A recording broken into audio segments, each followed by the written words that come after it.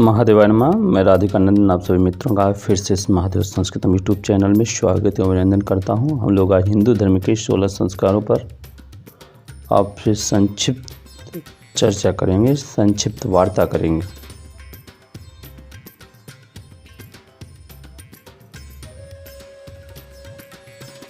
सोलह संस्कार, सभी 16 संस्कारों का संक्षिप्त वर्णन इस प्रकार है। उन 16 संस्कारों में जो पहला संस्कार है वो है गर्भाधान संस्कार। इसे बोलते हैं गर्भाधानम संस्कार, गर्भ संस्कार। आपको स्लाइड में के चित्र में दिख रहा होगा। हमारे शास्त्रों में मान 16 संस्कारों में गर्भाधान पहला है। गृहस्थ जीवन में प्रवेश के उपरांत प्रथम कर्तव्य के रूप में इस संस्कार को मान्यता दी गई है। गृहस्थ जीवन का प्रमुख उद्देश्य श्रेष्ठ संतानोत्पत्ति है। उत्तम संतति की इच्छा रखने वाले माता पिता को गर्भाधान से पूर्व अपने तन और मन की पवित्रता के लिए यह संस्कार करना चाहिए। वैदिक काल में यह संस्कार अति महत्वपूर्ण समझा जाता था। दूसरा संस्कार आता है पुंसवन, पुंसवनम संस्कार।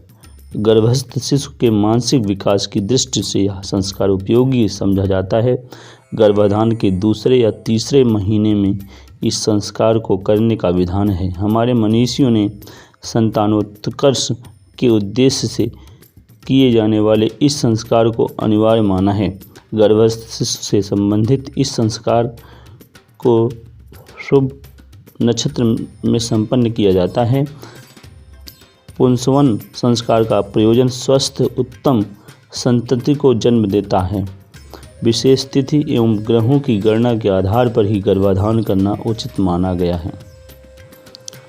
नवजात, अब तीसरा है जात कर्म।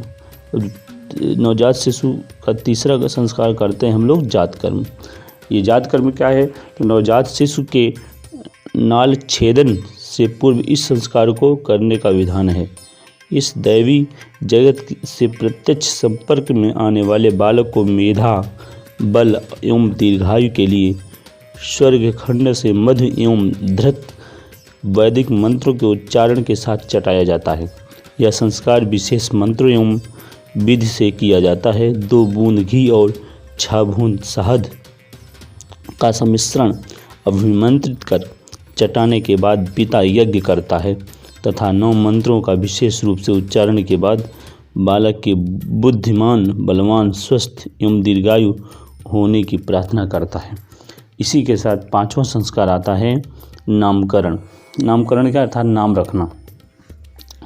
जन्म के 11वें दिन यह संस्कार होता है। हमारे धर्माचार्यों ने जन्म के 10 दिन तक अशौच सूतक माना है, इसलिए यह संस्कार 11वें दिन करने का विधान है। महर्षि याज्ञवल्क्य का भी यही मत है, लेकिन अनेक कर्मकांडी विद्वान इस संस्कार को शुभ नक्षत्र अथवा शुभ दिन में करना उचित मानते हैं। नामकरण संस्कार का सनातन धर्म से अधिक महत्व है। नामकरण के बाद अगला जो षष्ठ संस्कार आता है वो कर्ण भेदा अर्थात कान का छिद्र करना। बालक की शारीरिक व्याधि से रक्षा ही इस संस्कार का मूल उद्देश्य है। प्रकृति प्रदत्त इस शरीर के सारे अंग महत्वपूर्ण हैं। कान हमारे श्रवण द्वार हैं। कर्ण भेदन से व्याधियाँ दूर होती हैं तथा श्रवण शक्ति भी बढ़ती है।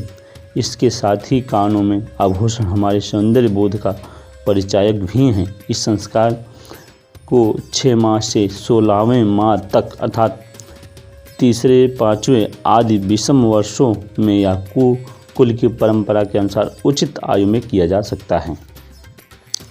कर्णभेदा के बाद सप्तम संस्कार अथवा सप्तम संस्कार आता है निष्क्रमण। निष्क्रमण मतलब है घर से बाहर करना, निकालना। निष्क्रमण का अभिप्राय है बाहर निकालना। इस संस्कार में शिशु को सूर्य तथा चंद्रमा की ज्योति दिखाने का विधान है। भगवान भास्कर के तेज तथा चंद्रमा की शीतलता से शिशु की अवगत करना ही इसका उद्देश्य है। जन्म के 4थे महीने इस संस्कार को करने का विधान है। शिशु समाज के संपर्क में आकर सामाजिक परिस्थितियों से अवगत हो जाता है। इसी संस्कार के बाद अष्ट संस्कार आता है। अष्टम संस्कार आता है अन्नप्राशन। अन्नप्राशन मतलब होता है अन्न, शिशु को अन्न खिलाना, अन्नप्राशन का अर्थ है कि शिशु अन्न जिस शास्त्रों में प्राण कहा गया है, जिसे शास्त्रों में प्राण अर्थात अन्न ही जीवन है ऐसा कहा गया है, उसको ग्रहण कर शारीरिक व मानसिक रूप से अपने को बलवान व प्रबुद्ध बनाएं। अन्नप्राशन के लिए जन्म से छठे महीने को उपयुक्त माना गया है। छठे मास में शुभ नक्षत्र एवं शुभ दिन देखकर यह संस्कार करना चाहिए। खीर और मिठाई से शिशु के अन्न ग्रहण का शुभ माना गया है। इसके बाद नवम संस्कार आता है चूड़ाकर्म। चूड़ाकर्म अर्थात उसका मुंडन संस्कार इसे भी कहते हैं।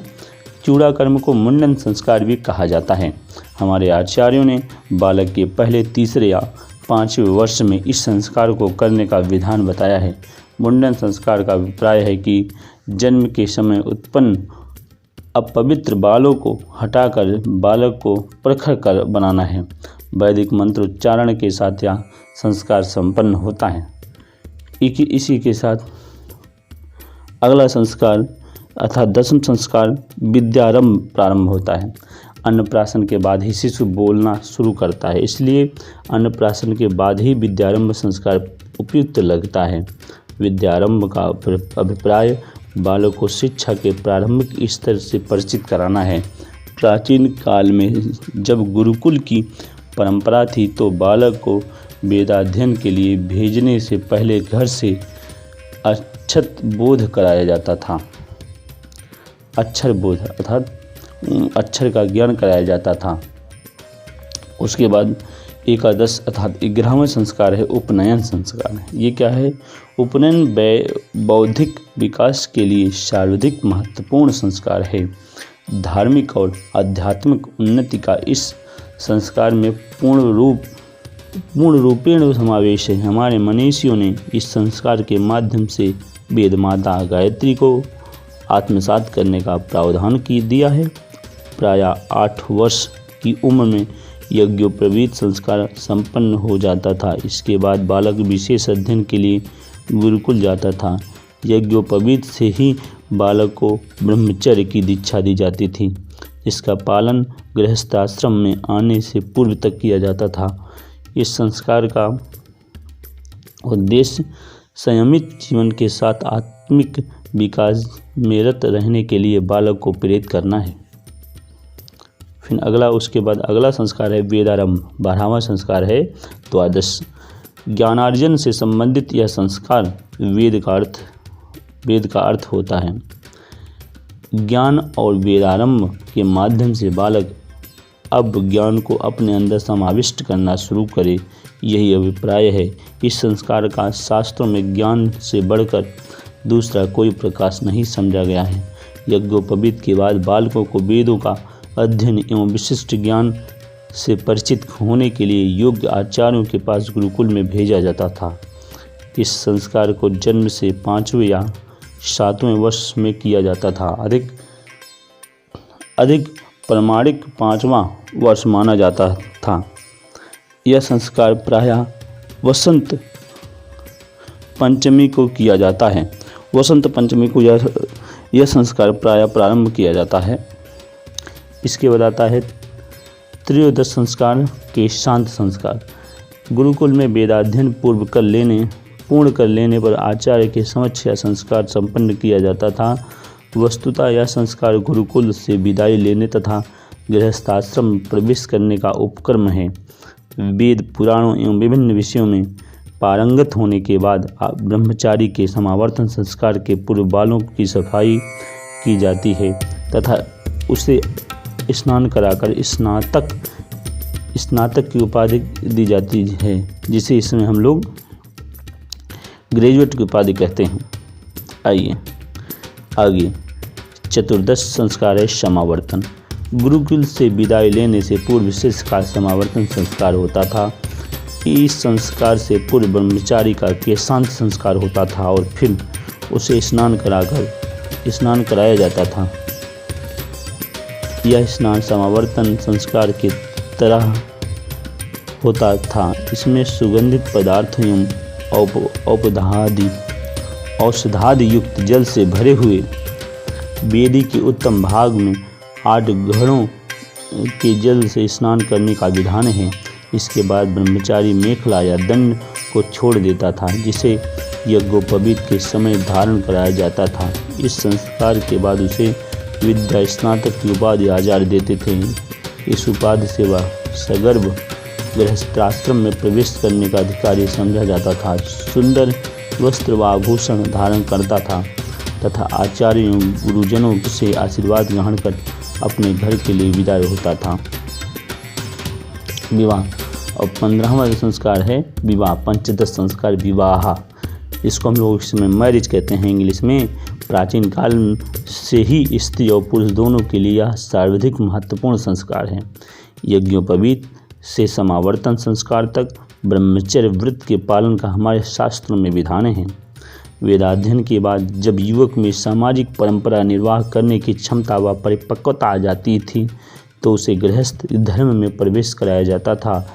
लगभग 25 वर्ष तक ब्रह्मचर्य का व्रत का पालन करने के बाद युवक परिणय सूत्र अर्थात विवाह सूत्र में बंध जाता था। और लास्ट संस्कार, षोडश संस्कार में जो लास्ट संस्कार है वो है अंत्येष्टि। ये क्या है? अंत्येष्टि को अंतिम अथवा अग्नि परिग्रह संस्कार भी कहा जाता है। आत्मा में अग्नि का आधान करना ही अग्नि परिग्रह है। धर्मशास्त्रों की मान्यता है कि मृत शरीर की विधिवत क्रिया करने से जीव की अतृप्त वासनाएं शांत हो जाती हैं।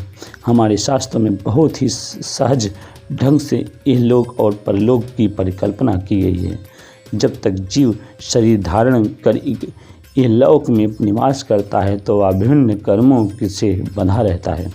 प्राण छूटने पर वह इस लोक को छोड़ देता है। इसके बाद की परिकल्पना में विभिन्न लोकों के अलावा मोक्ष व निर्वाण है। मनुष्य अपने कर्मों के अनुसार फल भोगता है, फिर से जन्म लेता है और फिर से ये 16 संस्कार पूरे हुए अंतिम में अंत्येष्टि संस्कार के साथ परलोक को सुधार जाता है।